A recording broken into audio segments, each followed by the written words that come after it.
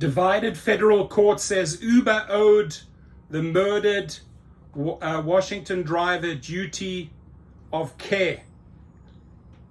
Yeah, you do. If you're putting thugs in our cars and you're not vetting them properly, then and our drivers are getting killed, then absolutely you owe us a duty of care.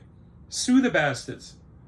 Cherno Kisei, 28, who was working as an Uber driver, was stabbed to death on December the 13th in Issachar, moments after picking up a fare. Washington law extends a special relationship between ride-hail platforms and their drivers and says those companies owe a duty of care to protect them from dangerous riders. They're not doing anything. What the bullshit 911 in-app calling device, that crap doesn't work, right? Drivers, get your dash cams, get some sort of weapon. Got to take care of yourself. These companies are failing us. Drivers are dying. But at least, at least the law, as it looks like it, the law is protecting us here. The companies owe a duty of care to protect them from dangerous riders. A divided Ninth U.S. Circuit Court of Appeals panel has ruled in a lawsuit filed by the mother of an Uber driver killed in Issachar. The 3-judge panel ruled Friday in a case where they were left to interpret state liability law after the Washington Supreme Court declined to answer a request to clarify the statute by the family of Cherno, an Uber driver stabbed to death by riders on December the 13th, 2020. The appeal arose from a wrongful death lawsuit filed 3 years ago by Kisei's family, including his mother, Amy Drame, who lives in Snohomish County. The 2-1 decision reverses a ruling by senior U.S. District Judge Barbara Rothstein, who in 2022 granted summary judgment in favor of Uber, leading the family to appeal. The Ninth Circuit majority opinion, written by senior U.S. Circuit Judge Richard Paez and Circuit Judge Jacqueline Nguyen, also chastised Rothstein for abusing her discretion as a judge in sealing numerous files without proper findings. The dissent penned by U.S. Circuit Judge Patrick Bumatai argued the ruling fashions a new expanse of tort liability in Washington that could have broad-ranging consequences for the gig economy, as it should be. As it should, ladies and gentlemen. An email sent Saturday seeking comment from Uber's attorneys in Irvine, California, did not receive an immediate response. Alexandro Caggiano, the Seattle attorney representing Kisei's family, praised the opinion in a statement Saturday. "We are grateful the Ninth Circuit corrected the trial court's error and look forward to getting the case back on track for Cherno Kisei's family." They're going to pay big time.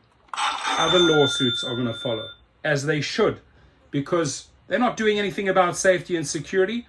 When they suddenly have to pay hundreds of millions, maybe then they'll wake up a little bit. If Uber had exercised reasonable care to protect its own drivers that it repeatedly tells safety is a top priority, this horrible death would have never happened. Here it is. I say this time and time again. You see it in my channel at least once a week. I talk about safety being the top priority. In its opinion, the appeals court noted that in general there exists no duty in tort law to control the conduct of a third person as to prevent him from causing harm to another. However, that changes when a special relation can be shown to exist between two parties. Paez and Nguyen said Washington recognizes a number of such relationships: schools and their students, innkeepers and their guests, and employees and their employers. The judges said Kisei's family gave sufficient undisputed evidence to show that Uber maintained the control over matching riders to drivers and that Kisei entrusted and was dependent upon Uber for his safety. There it is. We're trusting them to keep us safe, but they're doing nothing. Zero. Niente. Nada. Just after 9 p.m. on December 13th, Kisei, 28, accepted a ride request and arrived in the 8,300 block of Renton Road Southeast, where he picked up his fare for what was supposed to be a 2-mile drive. Kisei had only, that's suspicious right there, 2 miles. Kisei had only driven about 100 feet when he was repeatedly stabbed from behind in the head and neck and crashed his Kia Sportage into a tree. Prosecutors say he died at the scene. Horrible. Nevada couple, Devin Wade and Olivia Bebick, both 21, were charged. Wade pleaded guilty to a second-degree murder and was sentenced to 18 years in prison. Bebick pleaded guilty to manslaughter and was sentenced to just under 10 years. According to the lawsuit, Uber failed to employ basic identity verification technology to screen out potentially dangerous riders, despite having developed a commercialized some of the most sophisticated data collection and analysis in the world. It alleges the couple that murdered Kise opened the Uber account using a fake name, an unverified form of payment just minutes before calling the Uber ride. There it is. There it is, my friends. Opened the Uber account using a fake name. Why, Uber, can drivers still use a fake name, an unverified form of payment to kill drivers? So yes, every single one of these cases, the parents, the loved ones need to sue, just as his family is suing over his wrongful death. Hammer these guys. Do not let them off the hook.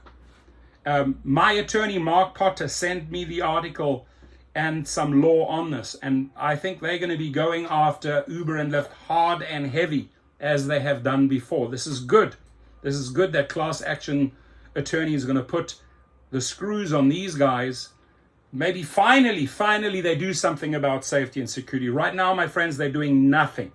Please, dash cam, there it is. As I said, it showed up on the screen. Isn't that interesting? Dash cam, whatever you need. Taser, pepper spray, your own dagger, your own gun if you're licensed, whatever it takes. You need to stay alive, because these dumbass companies ain't keeping you alive.